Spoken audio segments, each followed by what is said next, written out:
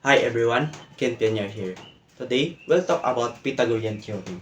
Pythagorean theorem helps us find the missing side of a right triangle. So a right triangle has a 90 degree angle. Now, let's identify its sides. This is side A, side B, and side C. So, both A and B are legs.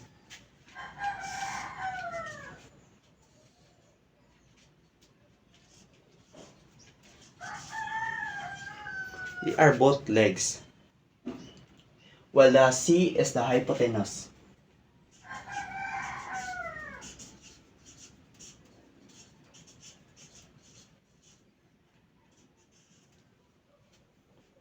It's always the hypotenuse is always opposite of the 90 degree angle, and it is the longest side of a right triangle.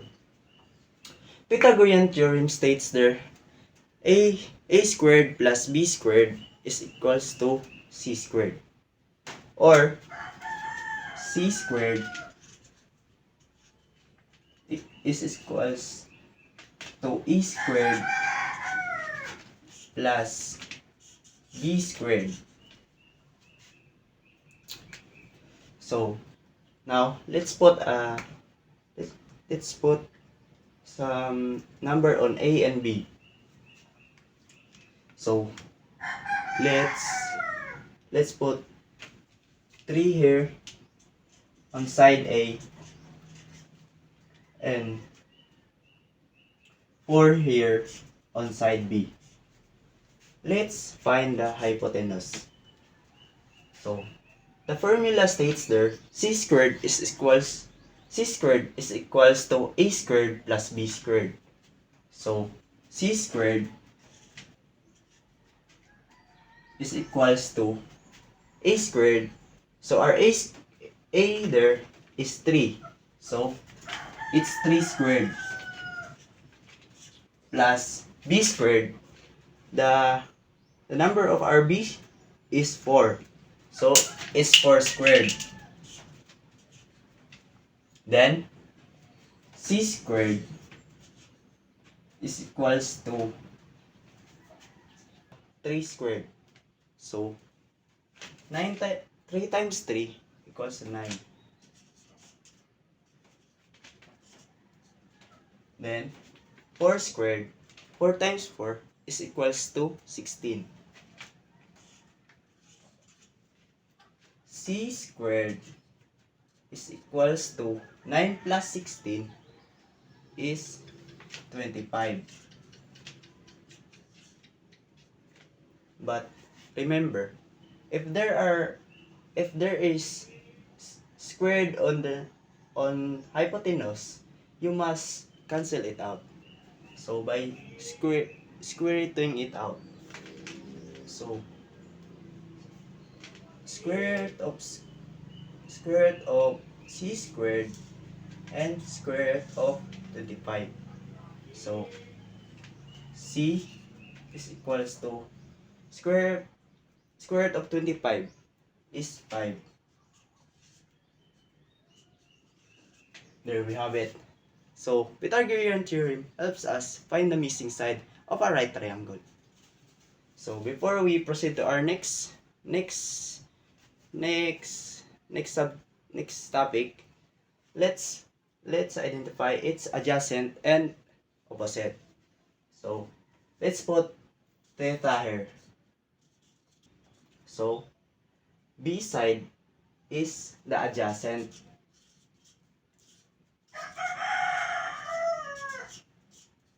while the A side is the opposite.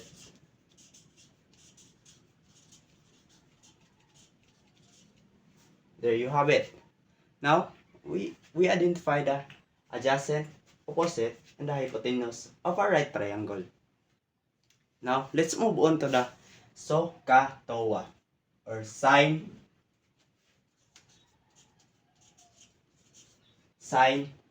cosine, and tangent.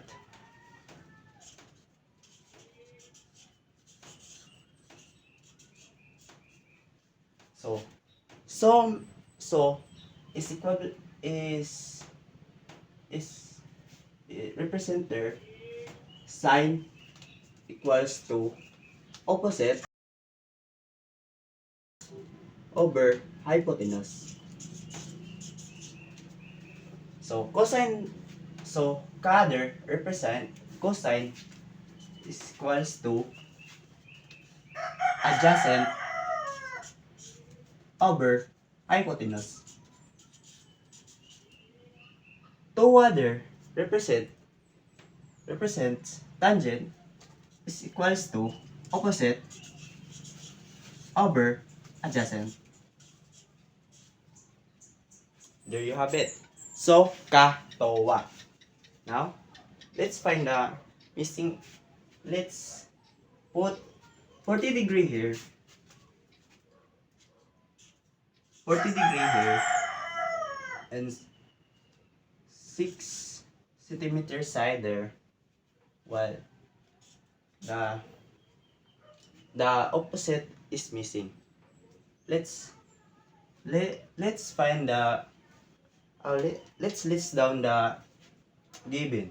So this is the representative of the right triangle. So 40 degree, and it has an adjacent and opposite.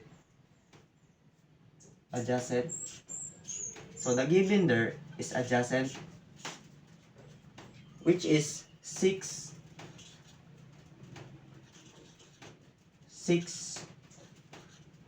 while the opposite is missing.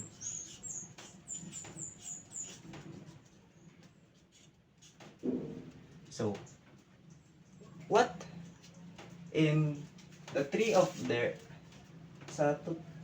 in the tree of katawa, where can you find the given? So it has adjacent, opposite. So yes, tangent. Tangent has opposite and adjacent. So tangent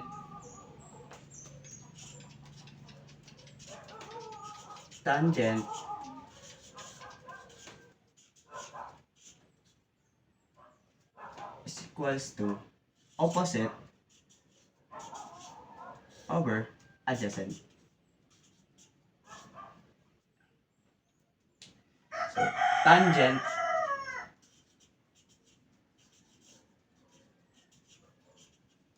the 40 degree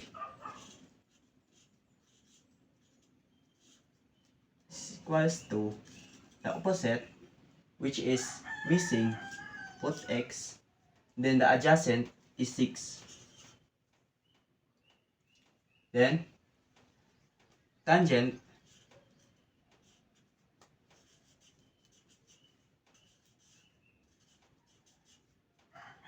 tangent 40 equals to 6 over 6 x over 6, multiply both by 6. So tangent 40, x times 6, multiplied it also by 6. So 6 tangent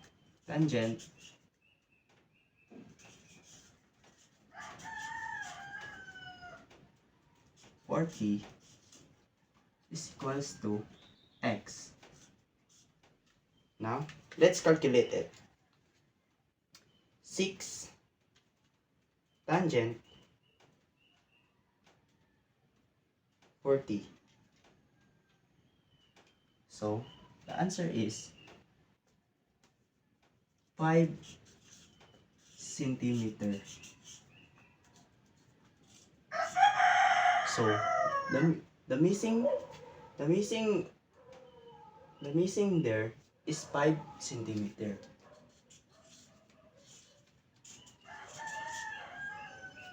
There you have it. Thank you for watching.